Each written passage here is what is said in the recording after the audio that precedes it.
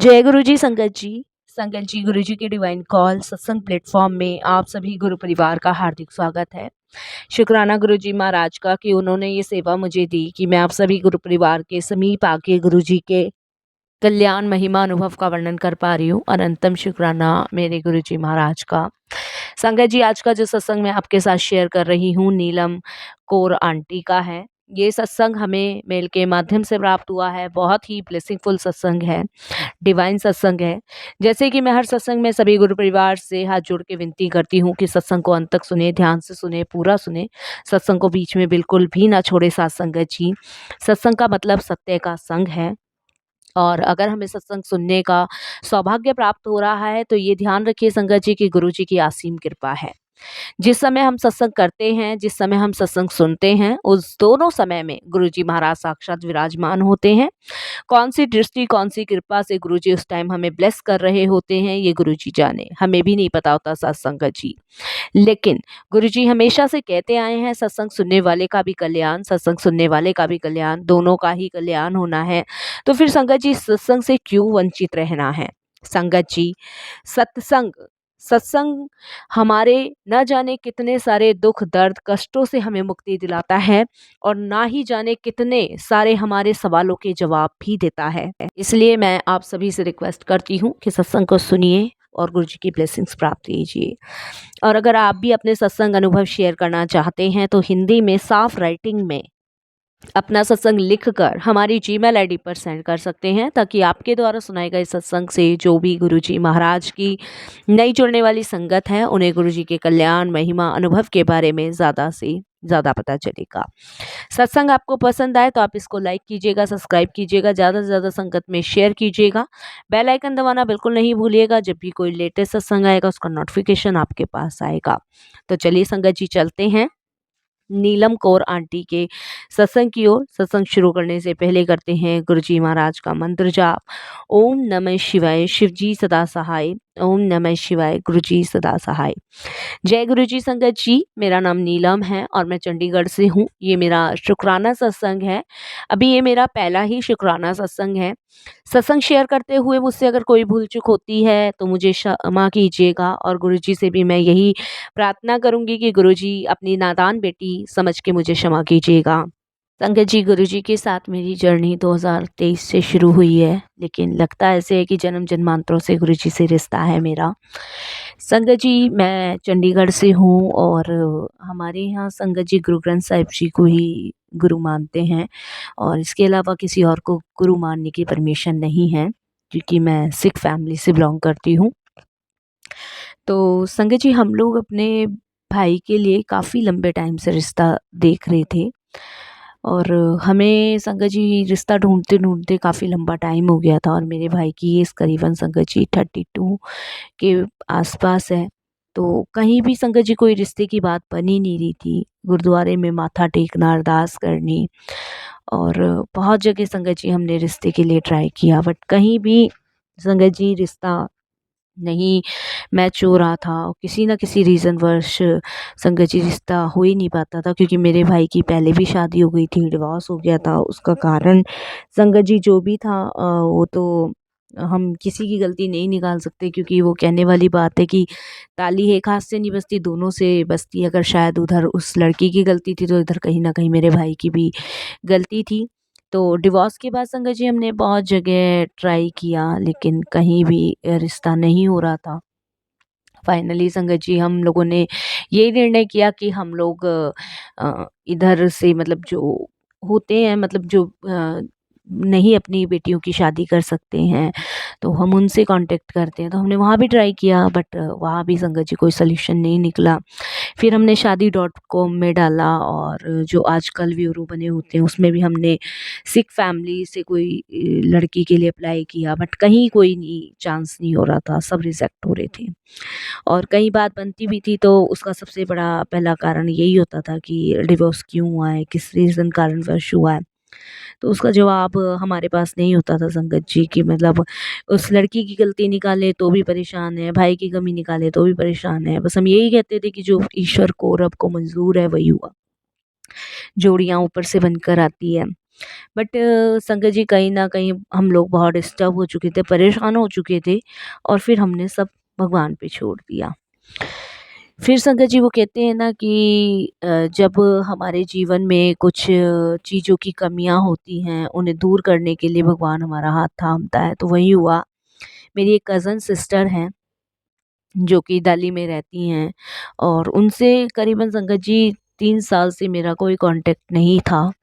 3 साल पहले हम लोग उनकी शादी में गए थे दिल्ली, उसके बाद संगत जी वो अपने ससुराल में शिफ्ट हो गई बच्चों वग़ैरह में, तो इतना कॉन्टैक्ट रहा नहीं था।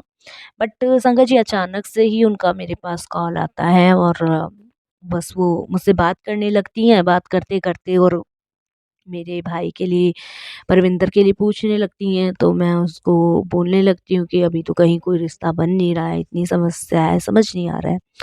तो वो एकदम से कहती है कि देखो वैसे तो कहने वाली बात है, अगर तुम्हें समझ आए तो देख लो, सोच लो। मैंने कहा बताओ? तो कहती है यहाँ पे दिल्ली में ना गुरुजी का आश्रम है और यहाँ पे गुरुजी पहले फिजिकल फॉर्म में बैठते थे, बताते हैं जालंधर में भी गुरुजी का मंदिर है और हम तो अभी-अभी जुड़े हैं गुरुजी से। लेकिन गुरुजी से जुड़ने के बाद हमारे जीवन में तो बहुत सारी चीज़ों में बदलाव आया है।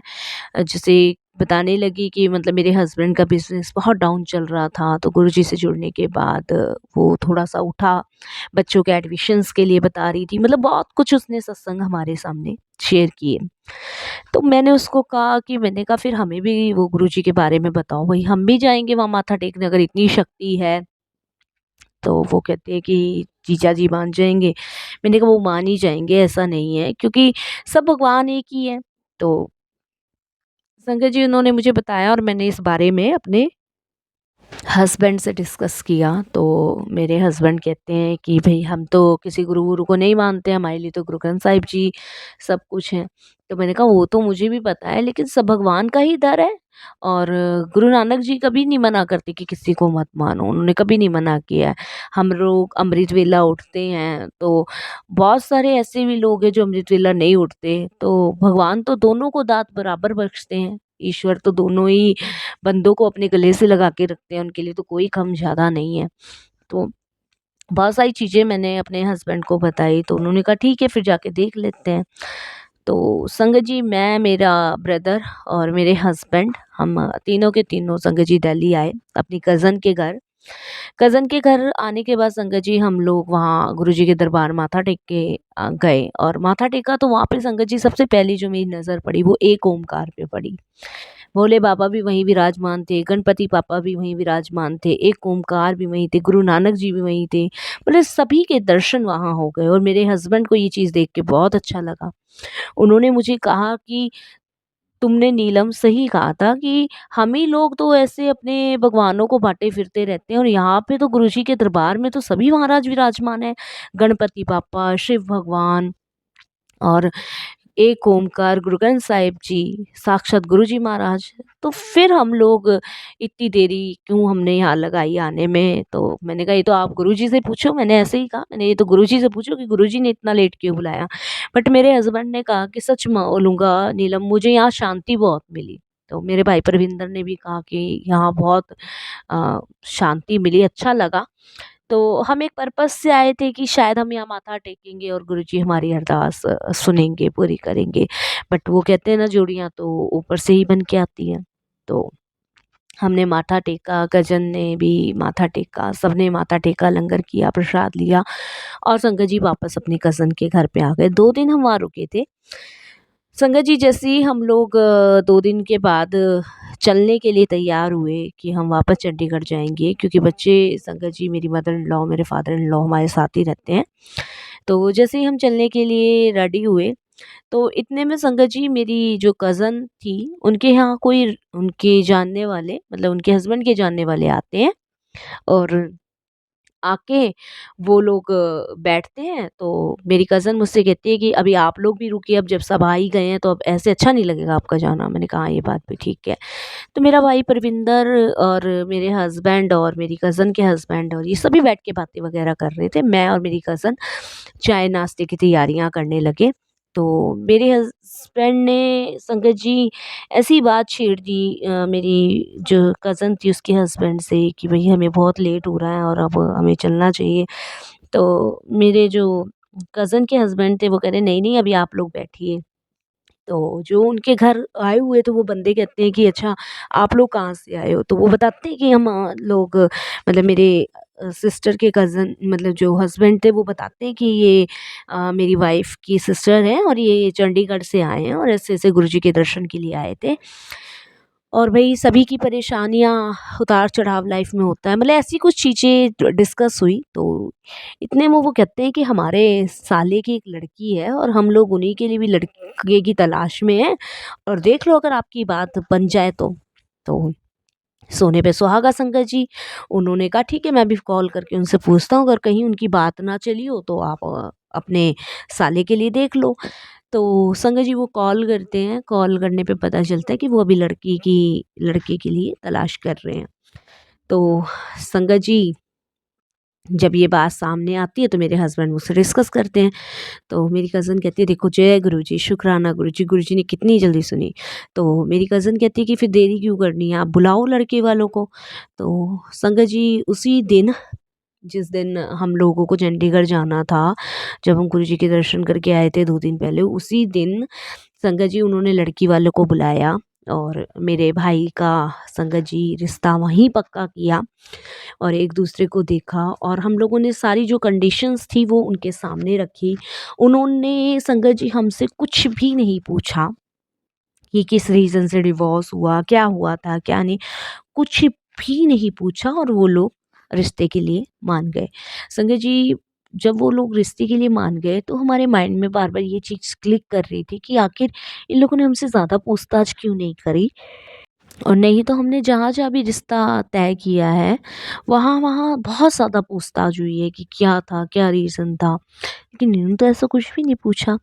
तो जब संगत जी मेरी कज़न सिस्टर ने बताया कि जब गुरुजी की प्लानिंग होती है ना वो बहुत स्ट्रॉन्ग होती है। उनको पता था कि तुम्हारा रिश्ता यहीं से होना है और ऐसे-ऐसे होना है और इसीलिए जो गुरुजी करते हैं ना वो सब कुछ सबके माइंड में डाल के करते हैं। तो तुम निश्चिंत रहो और ये गुरुजी की ब्लेसिंग्स है इसमें इतना सोचो विचार मत, अपनी दिमाग ना लगाओ। गुरुजी हमेशा से कहते हैं।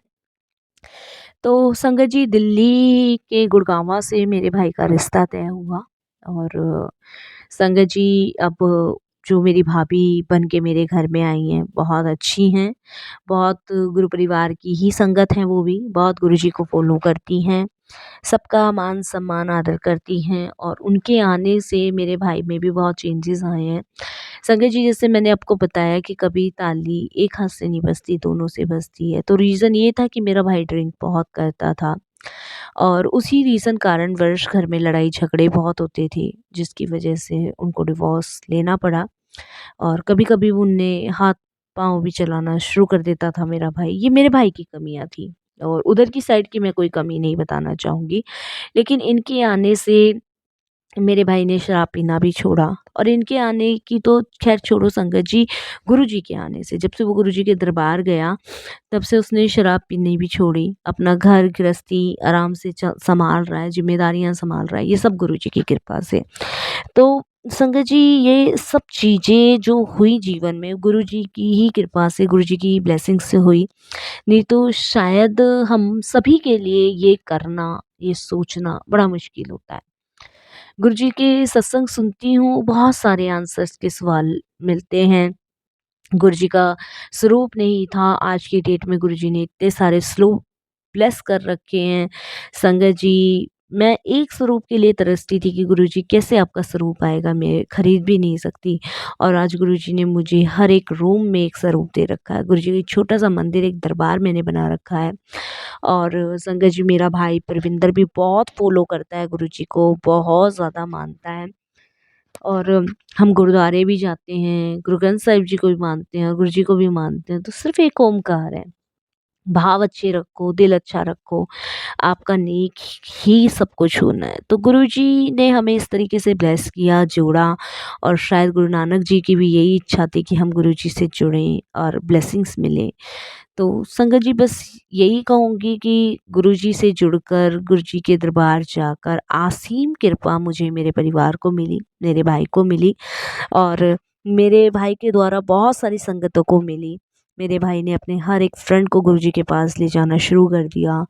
तो वो कहते हैं ना संगत जी, जब हम एक से एक को जोड़ते हैं ना, तब भी गुरुजी हमारा कल्याण करते हैं।